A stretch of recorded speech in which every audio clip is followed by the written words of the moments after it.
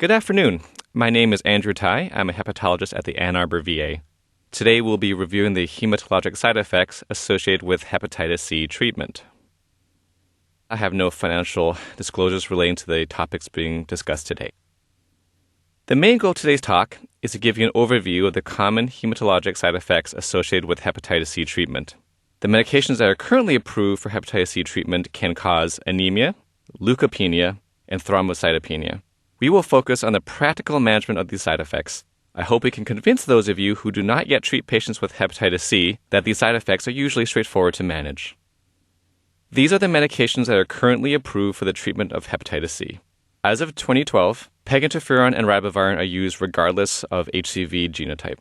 The recently approved NS3-4A protease inhibitors, namely telaprevir and boceprevir, are only used for the treatment of genotype 1 infection. When we use the term triple therapy during this talk, we'll be referring to the combination of peginterferon, ribavirin, and either telaprevir or boceprevir for patients with genotype 1 hepatitis C infection. As you may already know, side effects are very common in HCV therapy. The important thing to know and to communicate to your patients is that these side effects can almost always be managed and only rarely require stopping treatment. However, we do want to stress that providers be proactive and aggressive in managing their HCV treatment-related side effects. For example, patient education before and during therapy is critical. Providers should maintain close contacts with patients on treatment. Providers should treat side effects promptly. And finally, if possible, the involvement of a clinical pharmacist can be extremely helpful. Anemia is very common.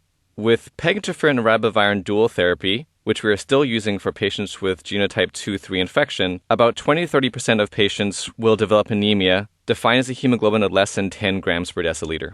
Adding a protease inhibitor increases the incidence of anemia. Anemia is more often seen with boceprevir than with telaprevir. Up to half of patients on triple therapy will develop anemia. The main mechanisms by which patients develop anemia is through hemolysis with ribavirin, and with the protease inhibitors, probably through bone marrow suppression. On average, hemoglobin will decline up to 3.5 grams per deciliter with ribavirin and another 1 gram per deciliter if a protease inhibitor is used. However, individual patients may show greater or lower degrees of anemia. The hemoglobin usually reaches its lowest point by 4 to 8 weeks after starting boceprevir or telaprevir.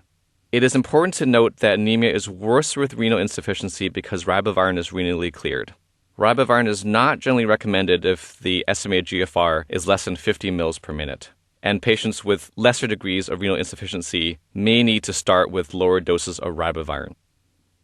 We recommend that at baseline, patients have a CBC and differential, as well as iron studies and folate and B12 levels measured before starting treatment. On treatment, it is usually recommended that the CBC and differential be checked at least every 4 weeks, and potentially more often if clinically indicated. We would also consider checking a CBC at treatment week 6 if a protease inhibitor is being used, because this is typically when we expect to see the most rapid declines in hemoglobin. An area of some controversy is how to manage anemia in hepatitis C treatment, whether to use ribavirin dose reduction or to use an erythropoiesis-stimulating agent such as epoetin or darbepoetin. For peginterferon ribavirin dual therapy, the effect of ribavirin dose reduction on SVR rates has been somewhat controversial, but most evidence, especially more recent evidence, would suggest that dose reduction does not significantly lower SVR rate. For triple therapy, there were 2 recent presentations at the European Association Study of the Liver annual meeting that concluded that ribavirin dose reduction was not associated with a decrease in SVR rates in treatment-naive or treatment-experienced patients. If you do decide to use erythropoiesis-stimulating agents, there are some important points to discuss.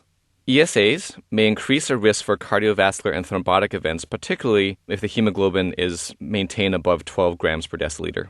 However, these studies were performed in the setting of cancer chemotherapy. The risk of ESAs in the setting of HCV therapy has not been specifically studied.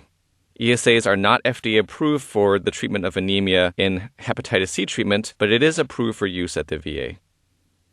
If you do decide to dose reduce ribavirin, we would recommend that ribavirin doses be decreased by 200 to 400 milligrams per day for a hemoglobin of less than 10. If the hemoglobin is less than 8.5 grams per deciliter, ribavirin should be held. If patients are symptomatic with this degree of anemia, you may need to consider transfusion. It is also important to point out that the dose of boceprevir or telaprevir should never be reduced, as this may promote viral resistance. If you do decide to use erythropoiesis-stimulating agents, you should consider them if severe or symptomatic anemia continues despite ribavirin dose reduction or as an alternative to ribavirin dose reduction. It is important to confirm adequate iron stores, B12, and folate. If patients are deficient in any of these, they should be repleted. You should use the minimum dose of epoetin or darbepoetin necessary to keep the hemoglobin between 10 and 12 grams per deciliter.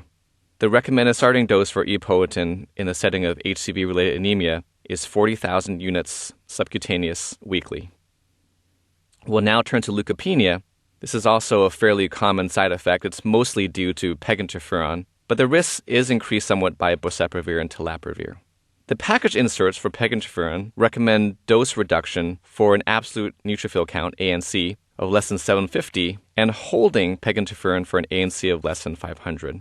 However, there have been a number of studies looking at whether there's an association between peg interferon-associated neutropenia and an increased risk for infection. There probably is an increased risk of bacterial infection with peg interferon treatment. However, in contrast to cancer chemotherapy, there has not been any association found between bacterial infections and HCV treatment-induced neutropenia.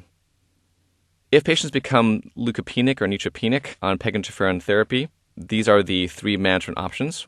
One is peg interferon dose reduction, the second is close monitoring, and the third is potentially the use of G-CSF.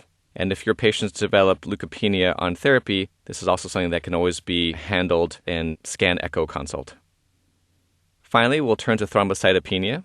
Thrombocytopenia is thought to be due mostly to peg interferon and is more commonly seen in patients with hepatitis C-related cirrhosis.